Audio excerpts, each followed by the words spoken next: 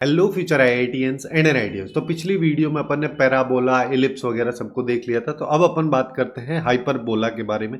ये किस तरीके से अपने पास में बनता है, जिसके लिए कुछ बेसिक इंफॉर्मेशन आपको ऑलरेडी पता होगी। नहीं पता है तो सबसे पहले जाके पैराबोला वाली वीडियो देख लेना, फिर उसके बाद में सीक्वेंस वाइज अपने को चलना है। ठीक है, तो सबसे पहले अपन यहाँ पे क्या क्या बात कर रहे थे कि हमारे पास में कोई भी एक फिक्स लाइन हुआ करती थी।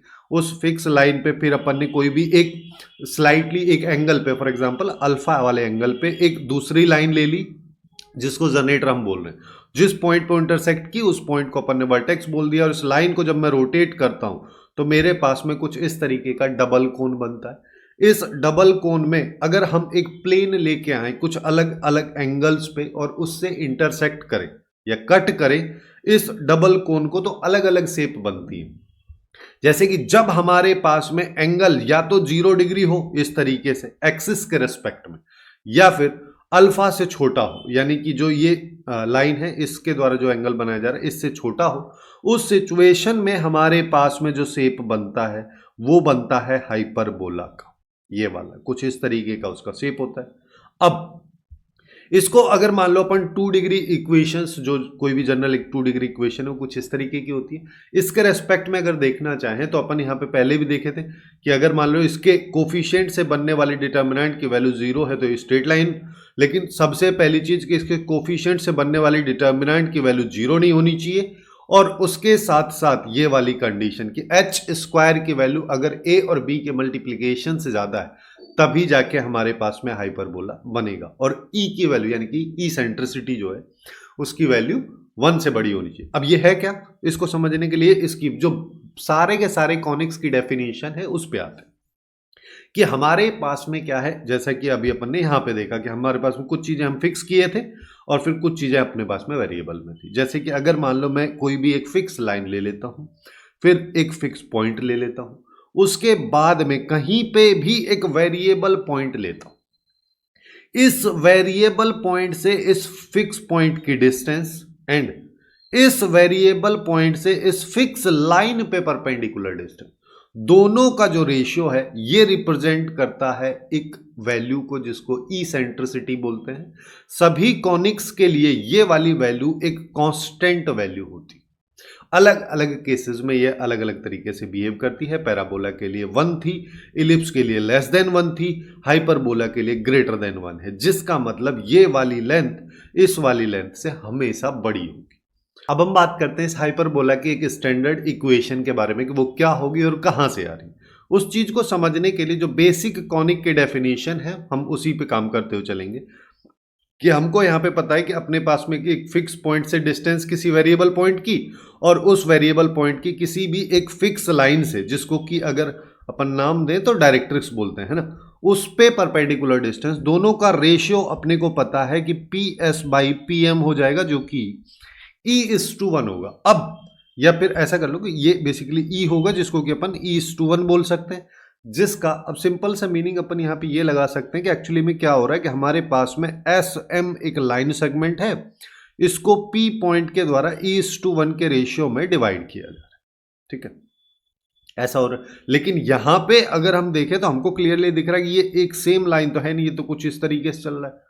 तो इसी चीज को सेम टाइप का सिनेरियो बनाने के लिए मैं देखो पी पॉइंट है, पी पॉइंट तो वेरी करेगा, है ना। तो एक बार ऐसा सिचुएशन भी होगा कि जब ये पी पॉइंट यहां पे आ रहा होगा तो उस पॉइंट को अपन A1 बोल देते हैं, और ये जहां पे ये पॉइंट है इसको Z में बोल देता हूं। अब देखो अब क्या होगा, अब जो ऊपर वाली डेफिनेशन है उसी के अकॉर्डिंग हम यहां पे चलेंगे कि किसी भी एक पॉइंट की किसी फिक्स पॉइंट से डिस्टेंस और उस पॉइंट की किसी वेरी फिक्स लाइन पे परपेंडिकुलर डिस्टेंस, तो यानी कि A1S बाई A1Z अपने पास में E/1 या A:1 या E के बराबर आ जाए। ठीक है, जहां से अपन क्या बोल सकते हैं कि A1S equals to E into A1Z, इसको इक्वेशन 1। अब एक चीज देखो कि एक सिनेरियो अपने को पता है कि अगर मान लो मेरे पास में कोई भी एक लाइन सेगमेंट है, ठीक है, उस लाइन सेगमेंट को कोई एक पॉइंट इंटरनली डिवाइड कर रहा है किसी भी पर्टिकुलर रेशियो में, तो उसी लाइन को थोड़ा सा आगे अगर मैं एक्सटेंड कर दूं तो फिर से हमको एक और पॉइंट मिलेगा जो कि सेम रेशियो में डिवाइड करेगा, लेकिन इस बार डिवीजन एक्सटर्नल रहेगा। तो उस सिचुएशन में अपन क्या बोल सकते हैं कि मान लो वो वाला पॉइंट अपने को यहां पे मिल रहा, ये है A2 पॉइंट जो कि इस लाइन को SZ वाली लाइन को डिवाइड कर रहा है, ठीक है, और एक्सटर्नली डिवाइड कर रहा है, लेकिन डिवाइड किस में कर रहा है, 1:1 के रेशियो में। तो हम यहां पे क्या बोल देंगे कि A2S है ना बाई A2Z, इसकी वैल्यू भी 1:1 के बराबर आ जाएगी, जहां से हमारे पास में आ जाएगा A2S equals to A2Z E into A2Z। ये अपने पास में दूसरी इक्वेशन आ गई। बेसिकली यहां पे हो ऐसे रहा है कि अपने पास में यहां पे एक S पॉइंट है, यहां पे अपने पास में एक Z पॉइंट है, और ये वाला हमारे पास में A1 पॉइंट है जो कि इसको 1:E, A1S है ना, हाँ, तो 1:E के रेशियो में डिवाइड कर रहा है, और इधर जाके फिर से उतनी ही डिस्टेंस पे एक और E2 पॉइंट है जो फिर से सेम इसको उसी रेशियो में डिवाइड कर रहा है बट एक्सटर्नली डिवाइड कर रहा है, ठीक है, जिससे हमारे पास में दो इक्वेशन आ गई। अब ये दो इक्वेशन जब अपने पास में आ गई तो इन सबको सिंप्लीफाई कर लेते हैं। इनको सिंप्लीफाई अपन कैसे कर सकते हैं कि हम यहां पे बोल देते हैं कि ये जो पॉइंट है, ये बोल क्या देते हैं, एक्चुअली में ये कोऑर्डिनेट एक्सिस है, ये एक्स एक्सिस है, ये वाई एक्सिस है, तो इन दोनों का पॉइंट ऑफ इंटरसेक्शन जो है ओरिजिन अपने पास में हो जाएगा। अब A1S की अगर अपन बात करेंगे, या फिर ऐसा कर लो कि यहां पे कुछ डिस्टेंस को अपन फिक्स कर लेते हैं कि अगर मैं यहां से यहां की डिस्टेंस की बात करूं तो ये डिस्टेंस मैं A ले लेता हूं। जैसे ही ये डिस्टेंस A होगी ऐसे ही ये वाली डिस्टेंस भी A हो जाएगी। अब A1S की अगर बात करोगे तो अब देखो ये जो फर्स्ट इक्वेशन है मैं इसको सिंप्लीफाई कर रहा हूं कि A1S एक्चुअली में क्या हो जाएगा, ये अपन बोल सकते हैं कि ये लेंथ चाहिए मेरे को, जिसमें ये लेंथ मेरे को ऑलरेडी मैं मान चुका हूं A, तो मैं ऐसा करता हूं इस टोटल लेंथ में से इस लेंथ को सब्ट्रैक्ट कर देता हूं। अब मैं ऐसा ही क्यों कर रहा हूं, क्योंकि मेरे को पता है ये ओरिजिन है, ये वाला पॉइंट जो है फिक्स पॉइंट है जिसको आगे चल के हम फोकस बोलेंगे। तो अगर ये डिस्टेंस मेरे को मिल जाती है तो अल्टीमेटली अपने पास ये 0,0 तो सीधे सीधे ये वाला पॉइंट मिल जाएगा, यानी कि फोकस मिल जाए। तो हम यहां पे जो पहली वाली इक्वेशन है उसकी हेल्प से लिख सकते हैं A1S आ जाएगा अपने पास में, CS में से A को सब्ट्रैक्ट कर दो कि CS माइनस A, ये आ गया, फिर E आ जाएगा। अब दूसरा है A1Z की अगर बात करो तो A1Z क्या है, वो यहां से यहां की डिस्टेंस है, तो इसको अपन क्या कर सकते हैं, ये पूरी डिस्टेंस ले लो और इसमें से इसको सब्ट्रैक्ट कर दो। अब इसको ही क्यों कर रहे हैं, क्योंकि इस पॉइंट जैसे इसको सब्ट्रैक्ट कर रहे हैं, ये मिल जाएगा ना ये वाली लेंथ, तो ये तो ओरिजिन है, ये पॉइंट अपने को Z मिल जाएगा। Z पॉइंट अगर मिल गया तो उसका जो x कोऑर्डिनेट है वो सीधा इस डायरेक्ट्रिक्स की इक्वेशन अपने को दे देगा। तो यहां पे क्या हो जाएगा, इसको अपन बोल सकते हैं कि ये अपने पास में ये वाली लेंथ अपने को चाहिए, तो A माइनस सी जेड हो जाएगा, तो ये आ जाएगा A माइनस सी जेड, ठीक है, ये इसको इक्वेशन थर्ड बोल दो। ऐसे ही इक्वेशन सेकंड से A2S की अगर बात करोगे तो A2S क्या है, ये वाली डिस्टेंस, तो फिर से अपन क्या करेंगे, इस डिस्टेंस को पकड़ लो जो कि CS हो गया और इसमें ये ऐड कर दो तो यहां आ गए, तो ये अपने पास में आ जाएगा CS प्लस A, और यहां पे आ गया E। फिर यहां पे आ जाओ, यहां पे बात करोगे A2S है, A2S का मतलब क्या हो रहा है, A2Z है, A2Z मतलब ये वाली। अब इस लेंथ को अपन क्या बोल सकते हैं कि भाई ये वाली लेंथ प्लस ये वाली लेंथ, तो ये आ जाएगा CZ प्लस A, या A प्लस CZ लिख दो, A प्लस CZ। ये हमारे पास में इक्वेशन नंबर 4 हो गई। तो दोनों इक्वेशंस को एक बार तो मैं ऐड कर देता हूं, 3.4। जैसे ही हम ऐड करेंगे तो यहां पे आ जाएगा 2 टाइम्स CS, यहां पे ये आ गया और यहां पे आ गया ये, ठीक है, अंदर आएगा 2A, जिसमें 2 से 2 गया तो CS की वैल्यू आ गई AE, जिसका मतलब क्या हुआ, जिसका मतलब हुआ कि यहां से यहां की लेंथ AE के इक्वल है और ये 0,0 है, तो ये वाला पॉइंट अपने पास में हो जाएगा AE,0। ओरिजिन के राइट साइड में तो प्लस में आ जाएगा, तो यहीं से सीधा अपन बोल सकते हैं कि हमारे पास जो फोकस आएगा वो AE,0 हो जाएगा। अब अगर मान लो मैं थर्ड में से फोर्थ को सब्ट्रैक्ट कर देता हूं, जैसे ही सब्ट्रैक्ट करेंगे तो अब क्या होगा, सी एस से सी एस खत्म हो जाएगा, तो -2a आएगा, यहां पे ये आ जाएगा और यहां पे आएगा -2cz, जिससे क्या होगा 2 से 2 चला गया, माइनस से गया माइनस, तो हमारे पास cz की वैल्यू आ गई a/e। अब cz क्या है, cz की अगर बात करो तो ये वाली डिस्टेंस है, यानी कि ये डिस्टेंस a/e के इक्वल है, यानी कि जैसा कि मैं पहले बोल रहा था इसका x कोऑर्डिनेट चाहिए तो इसका x कोऑर्डिनेट आ गया हमारे पास में। तो हम यहां पे बोल सकते हैं कि x इक्वल्स टू a/e जो है वो एक्चुअली में अपने पास में हो जाएगी इक्वेशन ऑफ डायरेक्ट्रिक्स। ये दो चीजें हमारे पास में आ चुकी हैं। अब जब ये दो चीजें अपने पास में आ चुकी है, चाहो तो इस इक्वेशन को ना सिंप्लीफाई करके ऐसे भी लिख सकते हो तुम, ax minus a equal to 0। ठीक है, अभी इक्वेशन आया नहीं है, अब इक्वेशन हमारे पास में आएगा कि अब हम यहां पे क्या कर सकते हैं कि हम बात कर रहे हैं स्टैंडर्ड हाइपरबोला की। इसकी इक्वेशन कहां से कैसे आ रही है इसको समझना थोड़ा सा जरूरी है, क्योंकि बेसिक अंडरस्टैंडिंग आपको कोनिक की करा दे। तो अब अपने पास में कहानी ये है कि इस तरीके से हमारे पास में एक सिनेरियो चल रहा है, यहां पे एक पी पॉइंट है जिसका कोऑर्डिनेट तुम x, y ले लो, है ना, ऐसा कर लो। चलो पहले समझने के लिए h, k ले लेते हैं। यहाँ पे हमारे पास में कहीं पे भी एक फिक्स पॉइंट है जिसका कोऑर्डिनेट अभी ae, 0 आया है। इस लाइन की बात करोगे तो डायरेक्ट्रिक्स की इक्वेशन है जो अभी हमारे पास में ये आई।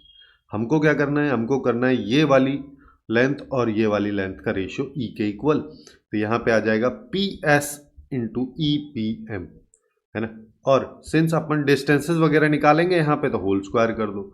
होल स्क्वायर अगर अपन कर देंगे तो यहाँ पे क्या आ जाएगा, पी एस का होल स्क्वायर, जिसका मतलब h माइनस ए ई का होल स्क्वायर प्लस के स्क्वायर, रूट हट जाएगा यहाँ पे ई स्क्वायर। पी एम क्या हो जाएगा, पी एम एक्चुअली में इस पॉइंट का इस लाइन पे परपेंडिकुलर डिस्टेंस है।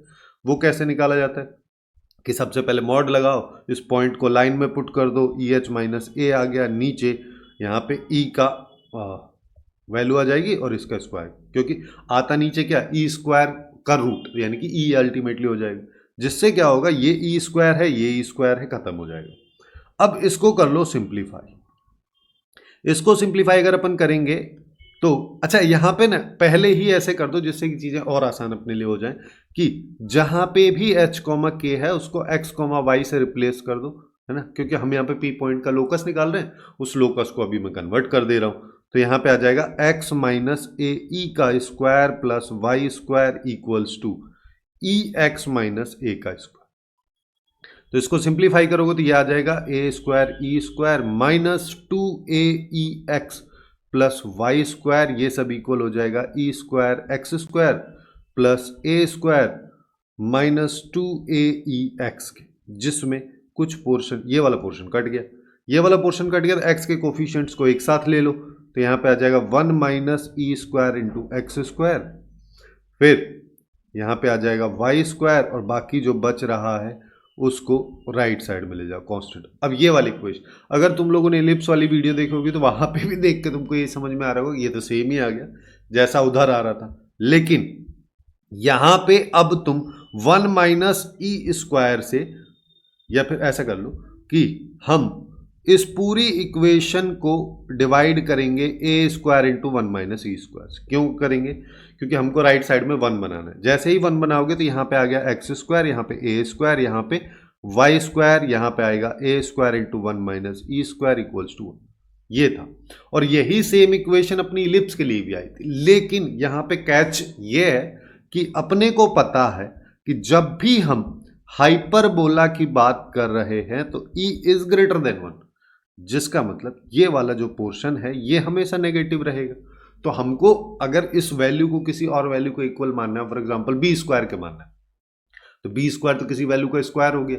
अब किसी वैल्यू का स्क्वायर वो तो कभी नेगेटिव आएगा ही नहीं, तो इसलिए हम यहाँ पे क्या करते हैं, इसको सिंप्लीफाई कुछ इस तरीके से करते हैं कि एक्स स्क्वायर ये आ जाएगा, फिर वाई स्क्वायर, इसको मैं माइनस कॉमन लेके ए square into e square minus 1 ये लिख देता हूं, जिससे क्या हुआ, अब ये वैल्यू हमेशा पॉजिटिव रहेगी, और फिर इस वैल्यू को हम मान लेते हैं कुछ बी स्क्वायर, तो हमारे पास इक्वेशन आएगी x square by A square, और यहाँ पे आ जाएगा minus Y square by B square equals to 1, जहां पे हमको क्या पता है कि b square equals to a square into e square minus 1।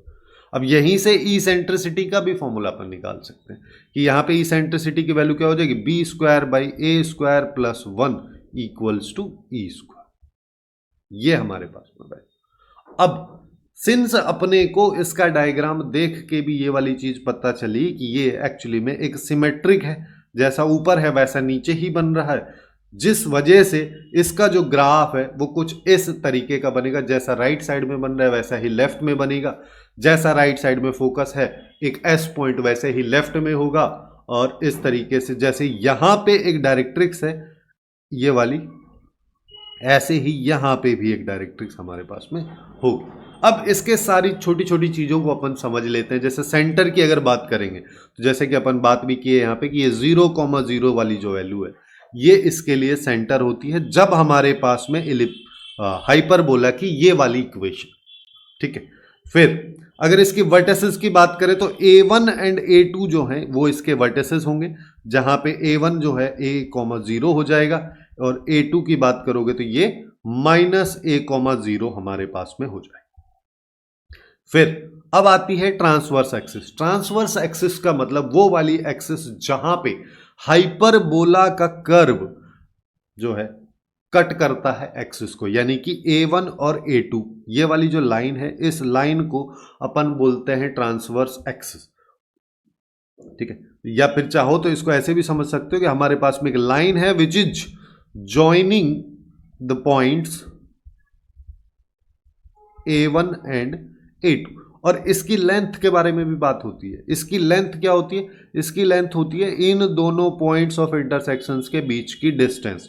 Since ये -A,0 है प्लस A,0 है तो टोटल लेंथ हो जाएगी 2a।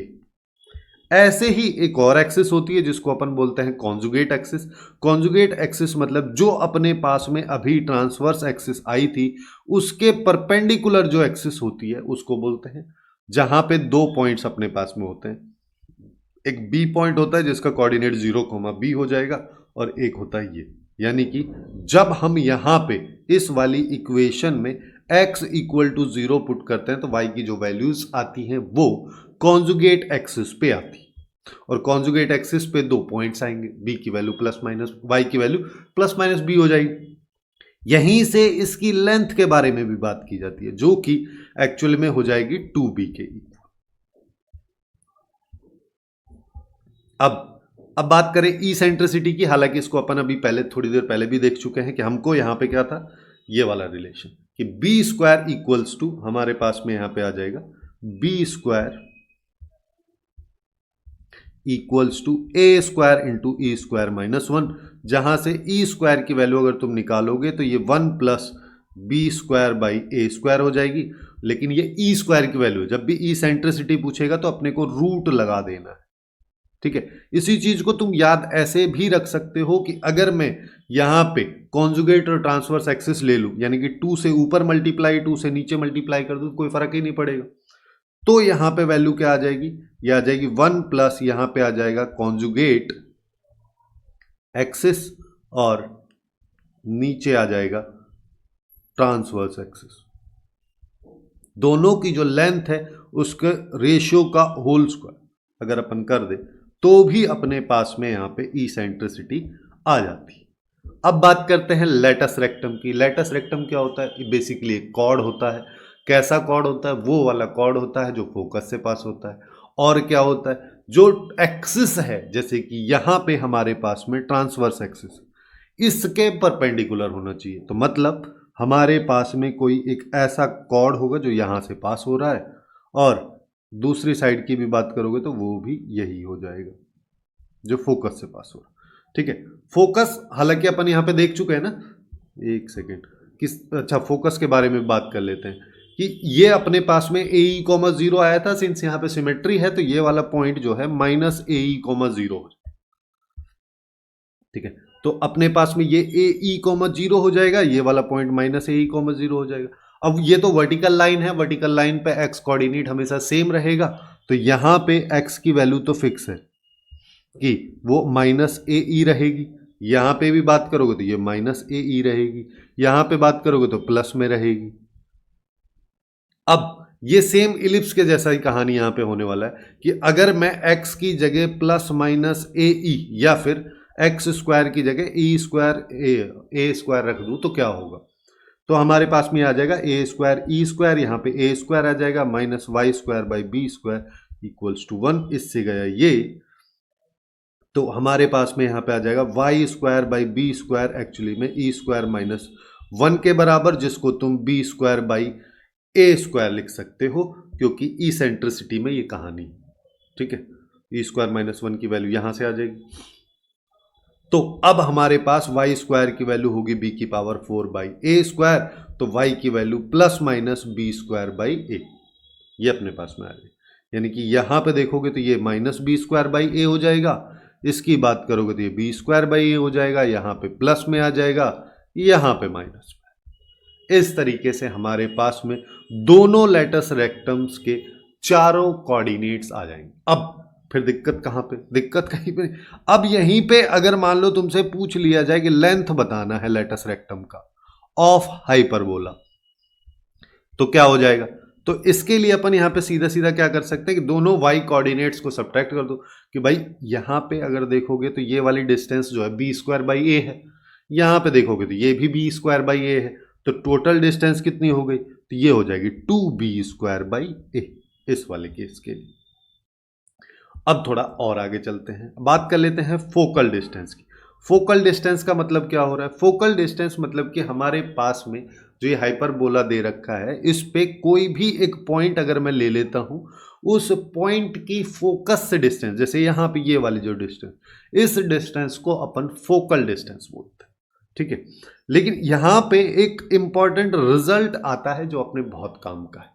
वो काम का क्या है, जैसे अगर मान लो मैं पी एस वाली डिस्टेंस की बात करूं, तो पी एस वाली डिस्टेंस क्या हो जाएगी, ई इंटू पी एम के इक्वल हो जाएगी, है ना। जहां पे ये वाली लाइन जो है डायरेक्ट्रिक्स है, और डायरेक्ट्रिक्स की एक इक्वेशन हमारे पास में ये आई थी, तो दूसरे में सिमेट्री की वजह से ये माइनस ए बाई, यानी कि उतनी ही डिस्टेंस पे, भाई जितनी डिस्टेंस पे ये है उतनी ही डिस्टेंस पे दूसरी डायरेक्ट्रिक्स होगी, लेकिन वो ओरिजिन के लेफ्ट साइड में होगी, तो माइनस साइन के साथ आएगी। अब जिसको तुम चाहो तो E X plus A equal to 0 वाली लाइन भी लिख सकते हो। अब हम यहां पे क्या करें, हम यहां पे क्या कर सकते हैं कि पी एस निकाल लो। पी एस अगर निकालोगे तो ई आ गया, और पी एम मतलब कि पी पॉइंट है अपने पास एक्स कॉमा वाई, तो एक्स कॉमा वाई को इसमें डालोगे तो ये तो एक्स प्लस ए ही आ जाएगा, नीचे भी ई आ जाएगा, तो यहां से ये गया, तो पी एस की वैल्यू अपने पास में क्या आ गई, ई एक्स प्लस ए, ठीक है। बेसिकली मॉड में आ रही है, या फिर हाँ ये अपने पास में आ गई। दूसरा केस अपन ले लेते हैं पी एस डैश का। पी एस डैश की अगर बात करोगे, देखो पी एस डैश मतलब कि इस वाले फोकस पे हम चल रहे हैं, तो अब इस वाले फोकस पे चलोगे तो ये वाली डिस्टेंस यहां तक आएगी दूसरी डायरेक्ट्रिक्स पे पी एम डैश तक, तो e into P M dash, इसका मतलब ई इंटू यहां पे क्या आ जाएगा। अब एक सेकेंड ना, यहां पे तो माइनस आएगा, है ना, यहां पे माइनस आएगा क्योंकि अभी हम इस वाली डायरेक्ट्रिक्स की बात कर रहे थे। अब एम डैश वाला जो पॉइंट है दूसरी वाली डायरेक्ट्रिक्स पे, जिसके लिए प्लस आएगा, तो यहां पे आ जाएगा ई एक्स प्लस ए, और यहां पे अपने पास में आ जाएगा ई, जिससे ये कट जाएगा, तो यहां पे ई एक्स प्लस ए अपने पास में आ जाएगा। अब ये वैल्यूज हमारे पास में आ चुकी हैं।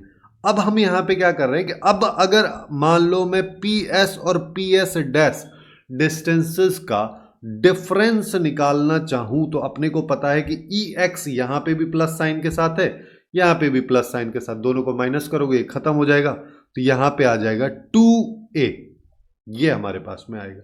वैसे देखा जाए तो -2a आता है, लेकिन हम डिस्टेंसेस के डिफरेंस की बात कर रहे हैं तो हमेशा मॉड लगा देंगे, जिससे कि कौन सी वैल्यू बड़ी है कौन सी छोटी है हमको तो पता नहीं, क्योंकि ये तो अभी जनरल केस, ठीक है। जब हमको पता नहीं है तो हम यहाँ पे सीधा सीधा मॉड लगा देते। तो ये जो वैल्यूज का सीन है, ये भी एक हाइपरबोला की डेफिनेशन को या हाइपरबोला को डिफाइन करता है, ठीक। अब यहां पे आता है दूसरे टाइप का हाइपरबोला, जिसको कि अपन बोलते हैं कॉन्जुगेट हाइपरबोला, जैसे कि इसके नाम से ही पता चल रहा है ना, नाम से क्या पता चल रहा है, कुछ भी पता नहीं चल रहा है, ठीक है, थोड़ा सा कंफ्यूजन, नाम से ऐसा कुछ खास पता नहीं चल रहा है इसके। यहाँ पे अपन क्या कर रहे हैं, हमारे पास में एक हाइपरबोला है जिसके लिए जो ट्रांसवर्स एक्सिस और कॉन्जुगेट एक्सिस पहले हुआ करती थी पिछले वाले के लिए जो अभी अपन ने पढ़ी है, अब वो इसके लिए कॉन्जुगेट और ट्रांसवर्स एक्सिस हो जाएंगी। जिसका मतलब पहले हमारे पास में एक हाइपरबोला ऐसा कुछ बन रहा था जिसके लिए क्या था, ये वाली लाइन क्या थी, ट्रांसवर्स एक्सिस थी, ये वाली लाइन कॉन्जुगेट एक्सिस थी। अब ये कह रहा है कि अब हाइपरबोला ऐसा बन रहा है कि जो पहले ट्रांसवर्स एक्सिस थी वो अब इसके लिए कॉन्जुगेट हो गई, और जो पहले कॉन्जुगेट थी वो इसके लिए अब ट्रांसवर्स हो गई। ऐसे वाले हाइपरबोला को अपन बोलते हैं conjugate hyperbola.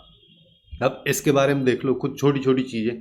For example centre की बात करें तो पहले सेंटर हमारे पास में 0,0 था पिछले वाले के लिए, तो इस वाले के लिए भी 0,0 ही रहने वाला है, इसमें कोई फर्क नहीं पड़ेगा। दूसरा, पहले हमारे पास में फोकस पॉइंट जो थे वो प्लस माइनस a,0 थे, तो अब सिंस ये y एक्सिस पे है तो 0,+ BE हमारे पास में आ जाएगा। और आगे चलते हैं, डायरेक्ट्रिक्स की बात करोगे तो पहले अपने पास में x = +-AE था, अब यहाँ पे y = +-BE वाली दोनों डायरेक्ट्रिक्स की इक्वेशंस हमारे पास में हो जाएंगी। Basically y axis x axis की जगह आ गया, x एक्सिस y एक्सिस की जगह आ गया। ऐसे भी तुम इसको याद रख सकते हो। इसेंट्रिसिटी की अगर अपन बात करें तो पहले हमारे पास में ये वाला रिलेशन था जहां पे, अच्छा एक सेकेंड, कुछ चीजें छूट गई है ना। कॉन्जुगेट हाइपरबोला के बारे में हालांकि हम लोग बात कर रहे थे, यहाँ पे कुछ बेसिक डेफिनेशंस मैं तुम लोगों को बता दिया था, लेकिन अभी तक हम इसकी इक्वेशन के बारे में बात नहीं की है। अच्छा, एक्चुअली में होता क्या है, जैसे अगर मान लो अपने को ये दे रखा है तो इसको अगर हम ऐसे लिख रहे हैं,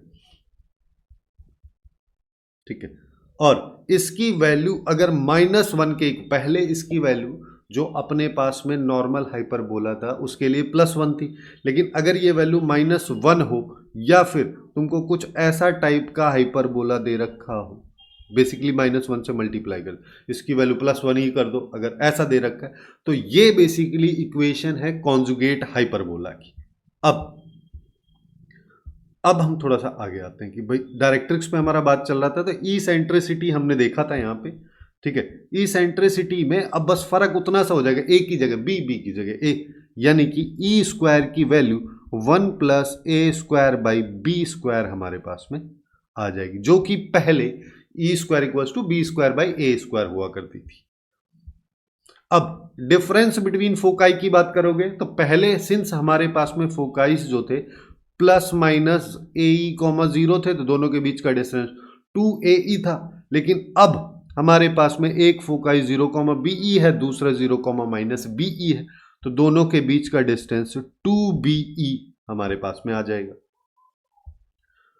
ट्रांसवर्स एक्सिस की अगर बात करोगे तो पहले ट्रांसवर्स एक्सिस की लेंथ अपने पास में 2A थी, है ना, जब ये वाली लाइन ट्रांसवर्स एक्सिस थी, लेकिन अब हमारे पास में ट्रांसवर्स एक्सिस ये वाली लाइन है, जिसका मतलब इसकी लेंथ अभी हमारे पास में 2B हो जाएगी। ऐसे ही कॉन्जुगेट एक्सिस की बात करें तो पहले हमारे पास में ये वाली होती थी कॉन्जुगेट एक्सिस, लेकिन अभी के लिए ये वाली कॉन्जुगेट एक्सिस है, जब पहले थी तो 2B था, यहां पे अब 2A इसकी लेंथ हो जाएगी। अब बात करते हैं लेटस रेक्टम की। तो लेटस रेक्टम की अगर बात करोगे तो उसके लिए अपने को फिर से वही करना है कि हमारे पास में एक इस तरीके की लाइन है, एक इधर से एक लाइन आ रही है। अब ये लाइन सिंस हॉरिजॉन्टल है तो अपने को यहाँ पे पता है कि इसका y कोऑर्डिनेट फिक्स रहने वाला है, x तो हमको नहीं पता कि y तो BE हो जाएगा, यहाँ पे भी y BE हो जाएगा। ऐसे ही यहाँ पे बात करोगे तो ये -BE हो जाएगा और ये वाला भी -BE हो जाएगा। अब हमको यहाँ पे अगर लेटस रेक्टम की लेंथ निकालनी है, सिंस हमारे पास में इक्वेशन क्या है, x² माइनस ये इक्वल्स टू -1, ठीक है, कॉन्जुगेट हाइपरबोला की हम बात कर रहे हैं, तो y की वैल्यू अब हम लेंगे +-BE, जिससे हमारे पास में आ जाएगा x² माइनस y² की जगह आ जाएगा b²/e², और यहाँ पे हो जाएगा b², यहाँ पे -1 इससे गया ये, तो x²/a² एक्चुअली में आ गया e² - 1 के बराबर।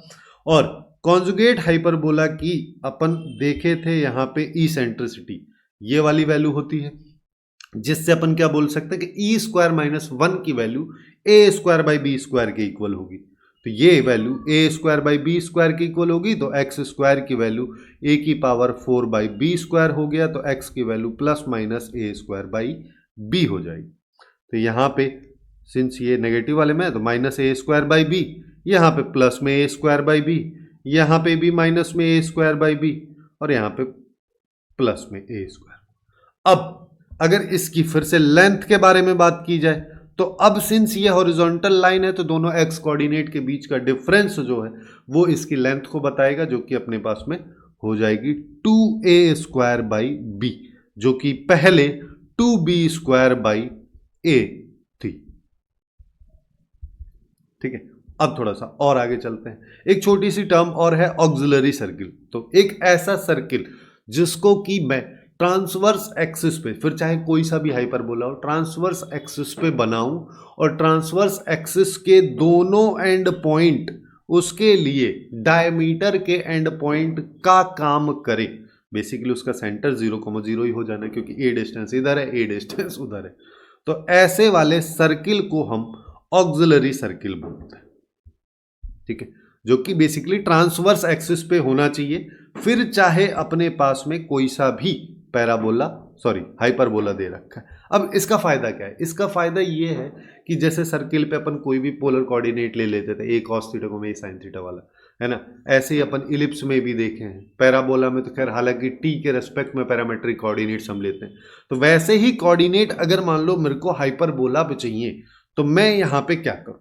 तो इसके लिए अपन यहाँ पे क्या करते हैं, सिंस मान लेते हैं कोई भी मेरे पास में यहाँ पे एक पी पॉइंट है। अब ये अगर पी पॉइंट है तो मान लेते हैं कुछ एंगल पे है और इसकी डिस्टेंस कुछ है। ठीक है, वैसे अगर डिस्टेंस की बात की जाए तो यहाँ पे ये डिस्टेंस जो है ए के इक्वल ही हो जाएगी, क्योंकि इसकी रेडियस है।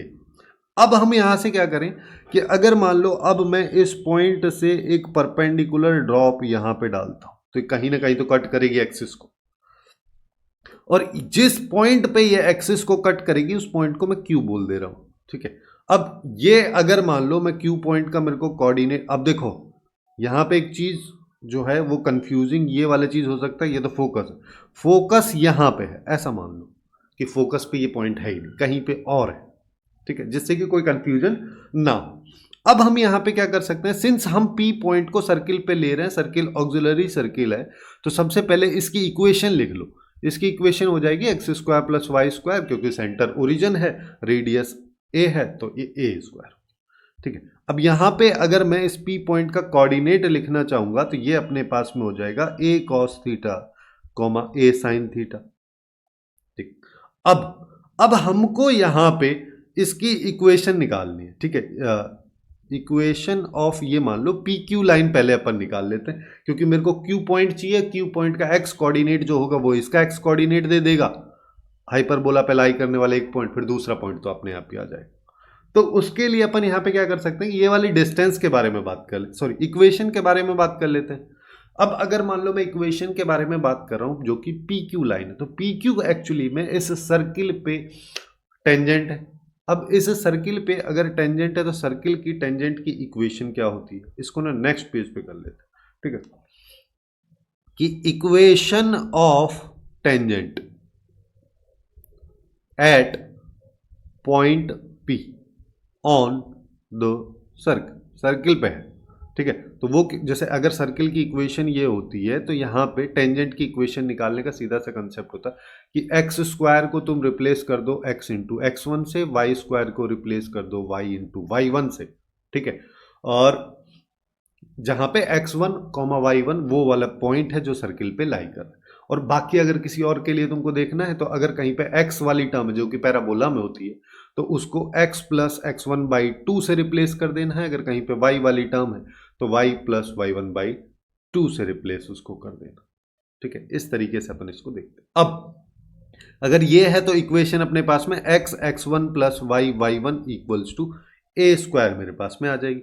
लेकिन हमको क्या पता है, हमको यहाँ पे ये पता है कि ये जो x one y one point जो है, जो मैं मान रहा हूँ पी पॉइंट, वो तो एक्चुअली में a cos theta comma a sine theta है, तो उस पॉइंट को पुट कर दो। तो पी पॉइंट जो कि हमारे पास में a cos theta comma a sine theta है, उसको अगर मैं पुट करूंगा तो x into a cos theta plus y into a sine theta equal to a square. तो ए को कॉमन लेकर निपटा देते हैं, तो यहां पे आएगा x cos theta plus Y sine theta equals to A. ये मेरे पास में इक्वेशन हो जाएगी किसकी, पी क्यू टेंजेंट की। अब अगर पी क्यू टेंजेंट की इक्वेशन ये है तो हमको यहां पे पता है क्यू पॉइंट जो है उसका एक्स कोऑर्डिनेट कुछ भी हो, वाई कोऑर्डिनेट तो जीरो ही रहने वाला है, क्योंकि ये पॉइंट यहां पे है भाई, इसका वाई कोऑर्डिनेट तो हमेशा जीरो ही रहेगा। जब इसका वाई कोऑर्डिनेट जीरो रहेगा तो इस वाली इक्वेशन में पुट कर दो। इस वाली इक्वेशन में अगर अपन y की जगह जीरो पुट करेंगे तो अपने पास में आ जाएगा x cos theta equals to a, यानी कि x equals to a sec theta. तो बेसिकली अब क्या हुआ, अब हमारे पास में a sec थीटा यहां पे वैल्यू आ गई। अब सिंस मेरे को यहां पे ये वाला पॉइंट चाहिए था, इस पॉइंट को मैं r पॉइंट बोल देता हूं, जिसका x कोऑर्डिनेट मेरे पास में a sec थीटा आ गया। इसको ना नीचे वाला ले लेते हैं, ऊपर थोड़ी जगह नहीं है ना, आर पॉइंट, तो यहां पे ये आ गया ए सेक थीटा। अब अगर ये पॉइंट आ गया है तो अपने पास तो इक्वेशन है ही, हमारे पास इक्वेशन क्या है कि x square plus A square, x square by A square minus Y square by B square equals to 1, जहां पे एक्स की जगह अगर मैं ए सेक थीटा रखता हूं तो ये हो जाएगा A square sec square theta by A square minus Y square by B square equals to 1। इससे गया ये, तो अपने पास Y square by B square को राइट साइड में ले जाओ, sec square theta minus 1 which is equals to tan square theta, तो वाई की वैल्यू आ गई, वाई स्क्वायर आ गया B square tan square theta, तो वाई आ गया बी टेन थीटा। वैसे देखा जाए तो प्लस माइनस टेन थीटा आएगा, लेकिन हम कोई भी एक रैंडम पॉइंट, जनरल पॉइंट के बारे में बात कर रहे हैं जो कि आर पॉइंट है, तो वो हो जाएगा A sec theta comma B tan theta. ठीक है, तो यहां पे हमारे पास ये वाला पॉइंट बी टेन थीटा। अब ये नहीं बोलना कि ये तो नीचे वाले क्वाड्रेंट में है, वाई नेगेटिव होता है ये सब, यहाँ पे हम एक जनरल पॉइंट के बारे में बात करें। थीटा की वैल्यू अलग अलग पे पॉइंट अलग अलग तरीके से बिहेव करेगा, अलग अलग क्वाड्रेंट में ऑटोमेटिकली पहुंच जाएगा। तो अगर मेरे को हाइपरबोला पे कोई भी एक पॉइंट अज्यूम करना है तो हम इस पॉइंट को अज्यूम करके फिर चीजों को सिंप्लीफाई कर सकते हैं।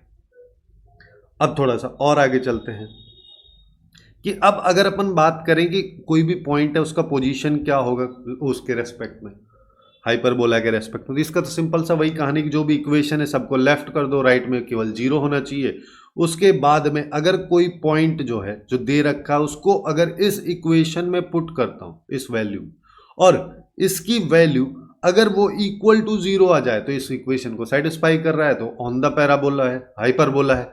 और अगर इसमें पुट करने के बाद उसकी वैल्यू अगर लेस देन जीरो आ रही है तो अपन बोल देंगे कि वो इनसाइड है पॉइंट हाइपरबोला के। इनसाइड मतलब कि इस कर्वेचर के इनसाइड में दे रखा है। ठीक है, दूसरा अगर इसी पॉइंट को मैं पुट कर देता हूं उसके बाद इसकी वैल्यू ग्रेटर देन जीरो आए तो वो आउटसाइड वाला रीजन है, यानी कि बेसिकली ये वाला जो पोर्शन है यहां पे कहीं ना कहीं वो पॉइंट हमको लाई कर रहा है।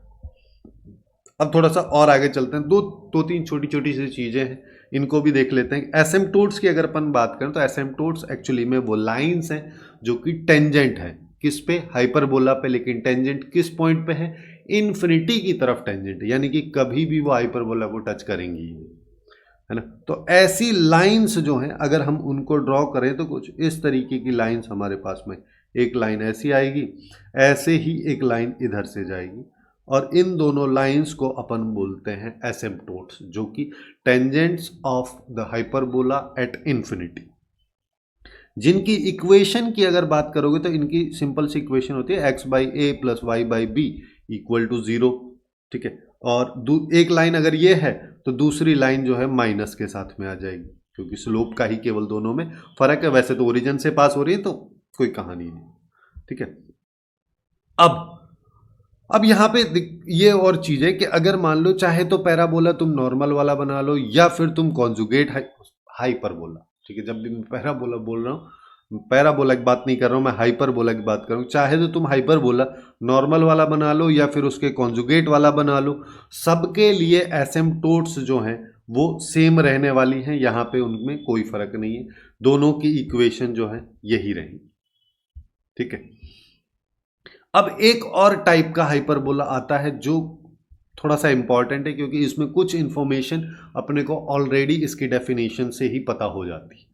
क्या कि एक ऐसा हाइपरबोला जिसके लिए ट्रांसवर्स एक्सिस और कॉन्जुगेट एक्सिस की लेंथ इक्वल हो जाए, यानी कि 2a इक्वल्स टू 2b, जिसका सिंपल सा मीनिंग हो गया कि a इक्वल्स टू b वाला सिचुएशन अगर हमको मिल जाता है।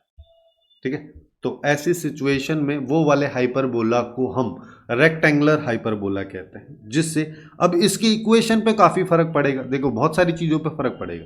सबसे पहले अगर इक्वेशन की बात करोगे, जैसे नॉर्मल इक्वेशन क्या था, एक्स स्क्वायर माइनस ये बाई ये इक्वल टू 1। ठीक है, अब अपने को पता है कि ए इक्वल टू बी है, तो यहाँ पे आ जाएगा x square minus a square equals to x square minus Y square equals to a square. ठीक है, यहाँ पे बीच में प्लस नहीं है, सर्किल की इक्वेशन नहीं है ये। और अगर इसकी इसेंट्रिसिटी अपने को देखनी है, तो नॉर्मली इसेंट्रिसिटी अपने पास में क्या थी कि यहाँ पे बी स्क्वायर इक्वल्स टू अपने पास में था ए square into e square minus 1, लेकिन हमको पता है कि बी और ए दोनों सेम है, तो ई स्क्वायर माइनस 1 जो है 1 के इक्वल हो जाएगा, जिसका मतलब ई स्क्वायर की वैल्यू 2 हो जाएगी, ई की वैल्यू √2। यहाँ पे प्लस माइनस √2 नहीं आएगा, ये केवल रेशियो को बताता है, तो इसकी वैल्यू हमेशा पॉजिटिव ही रहेगी। तीसरा कहानी इसके एसिम्पटोट्स की, तो ए और बी दोनों अगर इक्वल हैं तो सीधा अपने पास में y is equal two plus minus x वाली लाइन आएगी। यानी कि अगर मैं इस हाइपरबोला को बनाऊं तो एक तो इधर कर्व बनेगा ऐसा, एक इधर कर्व बनेगा ऐसा, और क्या हो रहा है कि एक लाइन अपने पास में, एक ये वाली लाइन अपने पास में बन रही है जो कि y equal to x line है, एक मेरे पास में इधर लाइन बन रही है जो कि y equals to minus x वाली लाइन हमारे पास में है। तो बेसिकली कुछ इस तरीके का इसका ग्राफ बन जाएगा। तो ये वाली टर्म अगर मान लो कभी किसी जेईई मेंस के क्वेश्चन में तुमको देखने को मिले तो कंफ्यूज नहीं होना है, बस यहाँ पे सीधा सीधा a और b की वैल्यूज को इक्वल कर दो। अगर बाकी सारी इक्वेशंस तुमको नहीं भी पता है तो भी निकालने में 1 मिनट ही लगेगा, कोई ज़्यादा खास काम है नहीं। और ये इंपॉर्टेंट थोड़ा इस वजह से हो जाता है कि यहाँ पे इसेंट्रिसिटी की वैल्यू ऑटोमेटिकली फिक्स अपने पास में हो जाए। तो इसी के साथ कॉनिक सेक्शन वाले सारे पार्ट्स जहाँ पे अपन ने पैराबोला, हाइपरबोला और इलिप्स वगैरह को कवर किया है, सब कुछ का थ्योरी कंप्लीट हो चुका है। और अगर आपको इस चैप्टर के क्वेश्चंस लगाने हैं तो लेफ्ट साइड में प्लेलिस्ट दिख रही होगी, वहाँ पे इस चैप्टर के PYQs वाले वीडियोस हैं, उनको जाके चेकआउट कर सकते हो, जिससे कि तुम इस चैप्टर को कंप्लीटली जेईई के लिए रेडी कर पाओ।